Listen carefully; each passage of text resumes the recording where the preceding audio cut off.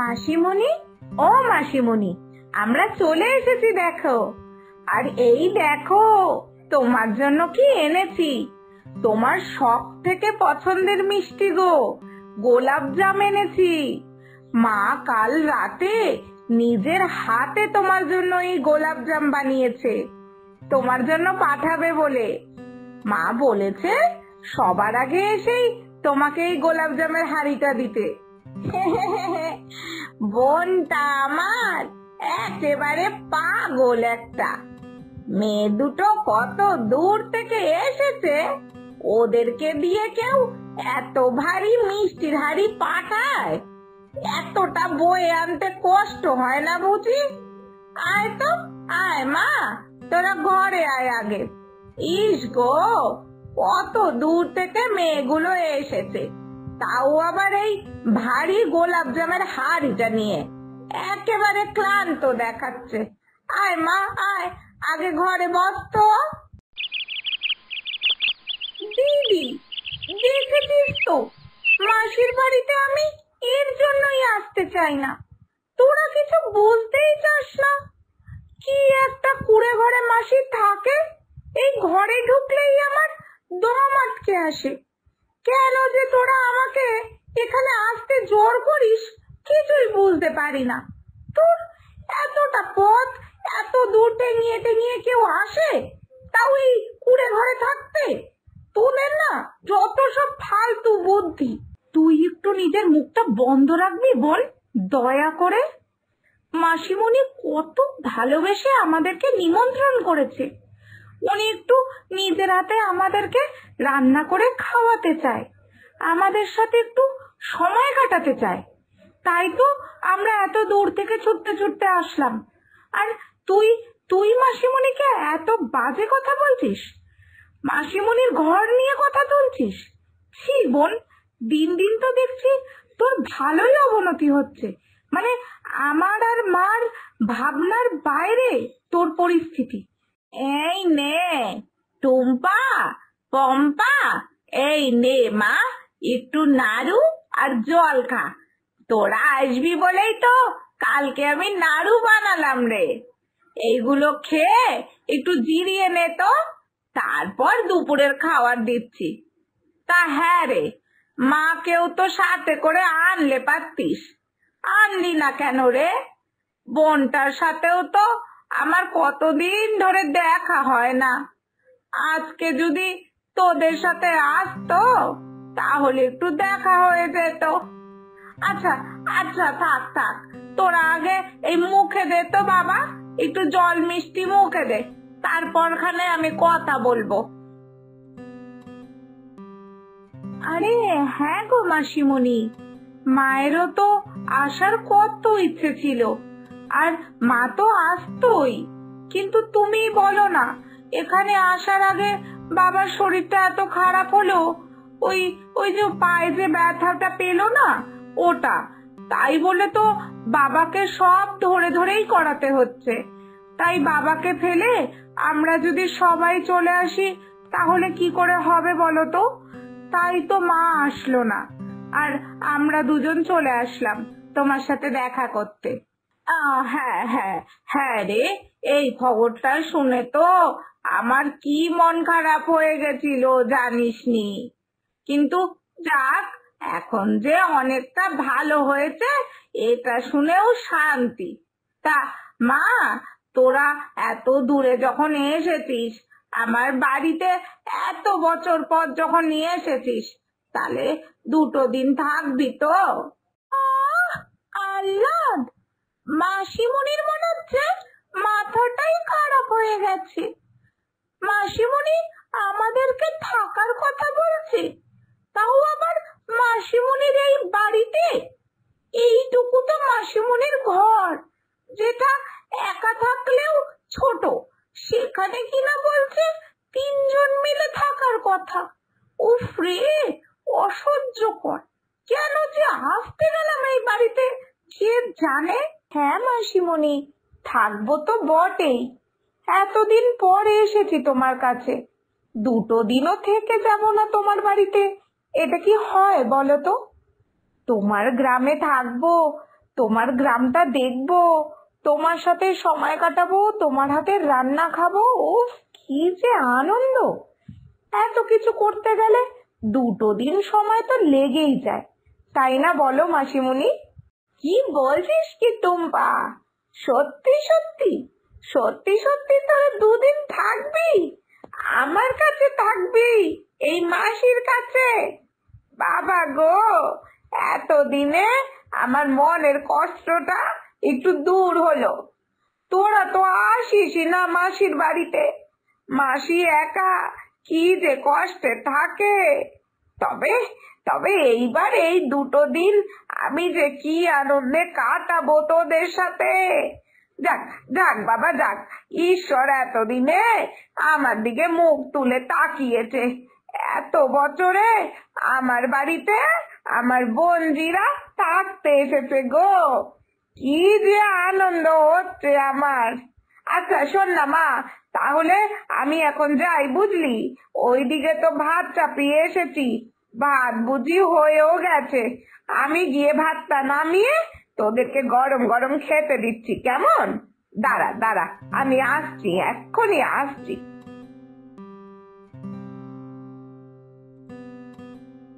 দিদি, তুই এগুলো কি বলছিস? তুই তুই মাসিমুনিকে কি বললি? তুই তুই এখানে 2 দিন থাকবি? না মানে আমরা এখানে 2 দিন থাকবো? কই, তুই তো এটা আমাকে আগে বলিসনি। তুই আমাকে কিচ্ছু জানাসনি। এটা এটা কিন্তু একদম ঠিক হচ্ছে না দিদি। আমাকে না বলে তুই একা একা এই সিদ্ধান্তটা কিছুতেই নিতে পারিস না। আমি কিছুতেই এখানে 2 দিন কাটাতে পারবো না, কিছুতেই না। বাবা বোন, তোরা তো রাগ কিসের রে? কিসের জন্য তুই এত রাগ দেখাচ্ছিস? মাসিমণি একা এখানে থাকে, আমরা তো কোনোদিনও আসতেই পারি না। আর আজ যখন এত বছর পর এসেছি, তখন এই 2 দিন থাকতে তোর কিসের অসুবিধা? কেন পারবি না থাকতে? হয় 2 দিন থেকেই দেখ না গ্রামের এই সুন্দর পরিবেশটা তোর কতটা ভালো লাগে। তার সাথে তো মাসিমণির হাতের রান্না আর মাসিমণির ভালোবাসা আছেই। খুব ভালো লাগবে, থেকে তো দেখ একবার।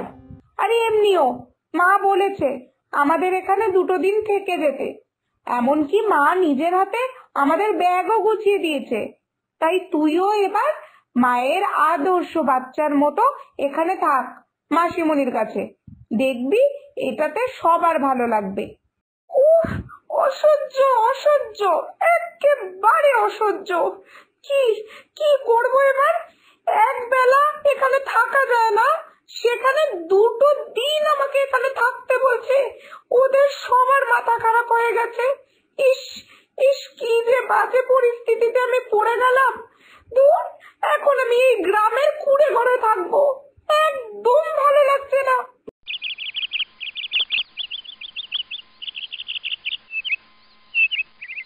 এই বোন, বোন, উঠে পড় ঝটপট, ভোর হয়ে গেছে তো। গ্রামে এসে যদি ভোরবেলা নাই উঠলাম, তাহলে কি আর লাভ হলো বলতো? চল চল, তাড়াতাড়ি চল। ভোরবেলায় গ্রামের হাওয়ায় সে এক আলাদাই অনুভূতি। আর মাসিমণিও তো বুঝি এতক্ষণে কাজে লেগে পড়েছে। তাড়াতাড়ি বেরিয়ে চল, বাইরে না গেলে তো বুঝতেই পারবি না যে বাইরে কি আনন্দ লাগে। ইস, এই ভোরবেলা ঘুম থেকে ওঠা যায়? কিন্তু কি আর করার, এতবার করে দিদি যখন ডাকছে তাহলে যেতে তো হবেই, না হলেই আবার রাগারাগি শুরু হয়ে যাবে। উফ।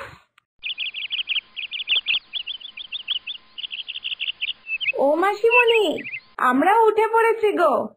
উফ, গ্রামের এই শীতল ফুরফুরে হাওয়া আমার কি যে পছন্দের, তোমাকে আর কি বলি।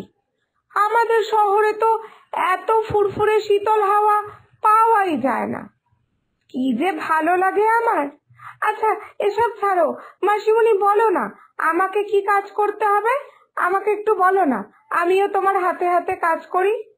তুমি কিন্তু না বলো না, আমার খুব ইচ্ছা করছে তোমার হাতে হাতে কাজ করতে। বলো না মাসিমণি, আমাকে একটু কাজ দাও না গো। পাগল মেয়ে একটা।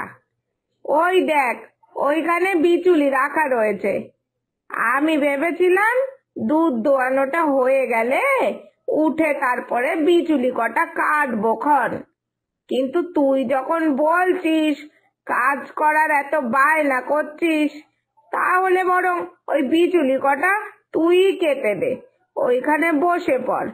আর আরে হ্যাঁ, সাবধানে কাটবি মা, যাতে হাত না কেটে যায়, এই বলে রাখলাম।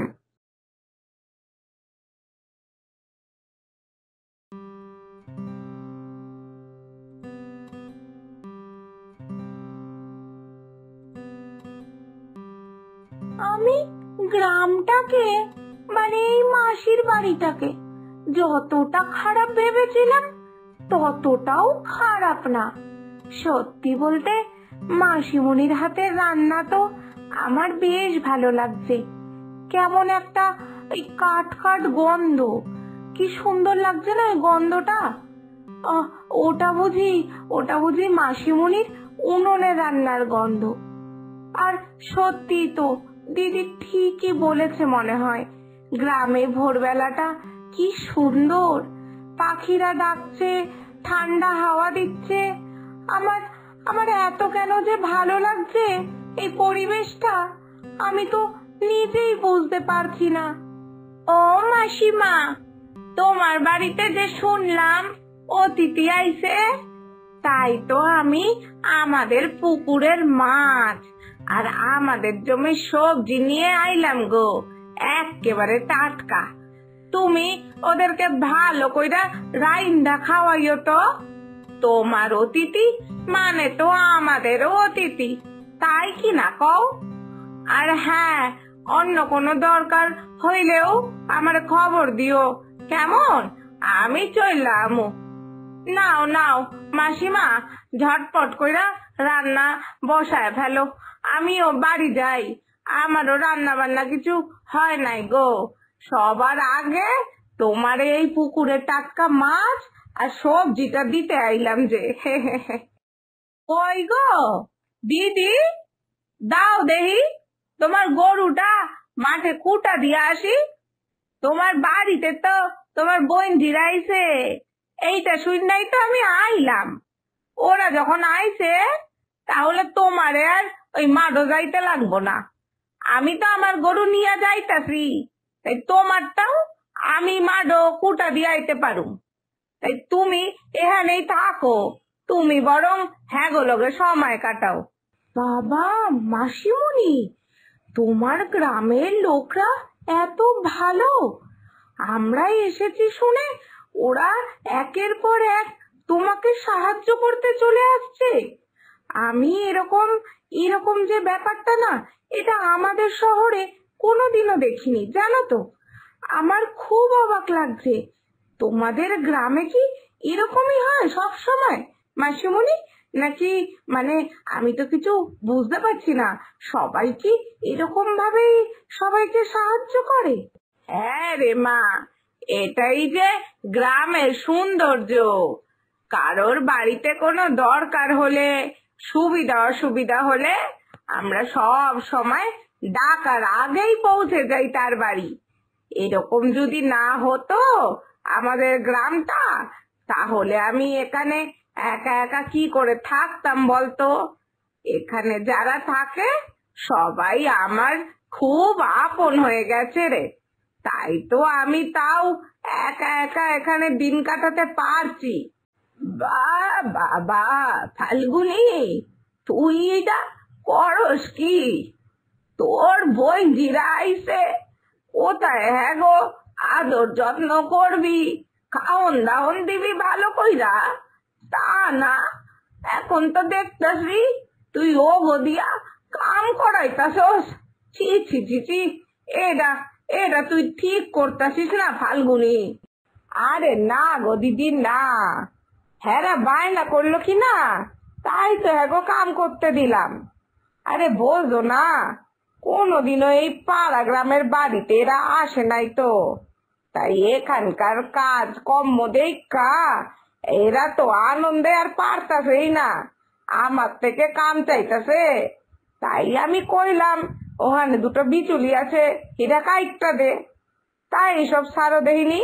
আমি কইতাছি কি তোমার লগে দুধ রাখছি, ওটা নিয়ে যাইও। আর হ্যাঁ, যাওয়ার পথে ওই বিমলের বাড়িতেও একটু দুধ দিতে হইব। বিমলের পোলাটার শরীরটা নাকি খুব একটা ভালো যাইতেছে না, তাই আমি ভাবলাম হ্যাঁ গো বাড়িতেও একটু দুধ পাঠানো দরকার, তাই কিনা কও? হ্যাঁ হ্যাঁ, আমি দিয়া আমু, তুই চিন্তা করস না। আর এই যে আমি একটু পিঠা বানাইছি তোর এই বইনজিদের লইগা, তুই তাই তো আমি এটা নিয়ে আইলাম। তুই আবার সময় পাইবি কিনা পিঠা পিঠা বানানোর, তাই আমি বানায় আনলাম। ওদের খাইতে দিস, ও ভালো লাগবো কেমন? আরে আবার এইসব কি করছো কও দেখিনি? এইসব করানোর কি কোনো দরকার ছিল?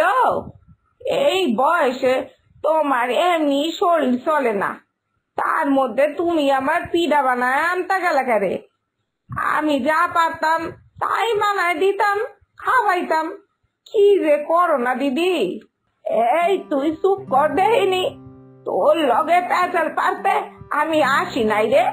কই দে আমার দুধটা দে দেই, আমি এখনই নিয়ে যাই। আর হ্যাঁ, বিমলদের বাড়িতে যে দুধটা পাঠাবি ভাবছিস, ওইটাও দিয়া দে। আমি একবারে বেরোয় যাই, আমার আর দাঁড়ানোর সময় নেই রে।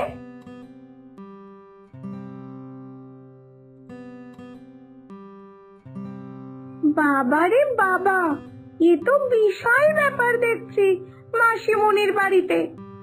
আমরা যে এত গুরুত্বপূর্ণ আমি তো ভাবতেই পারিনি। এখানে তো আমার এবার খুব ভালো লাগছে। সবাই আমাদের জন্য কত চিন্তা করছে, আমাদের কত যত্ন করতে চাইছে। না না, দিদি ঠিকই বলেছিল, দুটো দিন থাক, তাহলে দেখবি সব ভালো লাগছে এখানে। এখন তো দেখছি দিদির কথাই সত্যি। এখানের পরিবেশ, এখানকার মানুষজন, এখানকার আদর আপ্যায়ন, মাসিমণির ভালোবাসা, সব মিলিয়ে আমার যে খুব আনন্দ লাগছে। আমি তো এখানে আরো দুটো দিন বেশি থাকতে চাই। হি হি হি।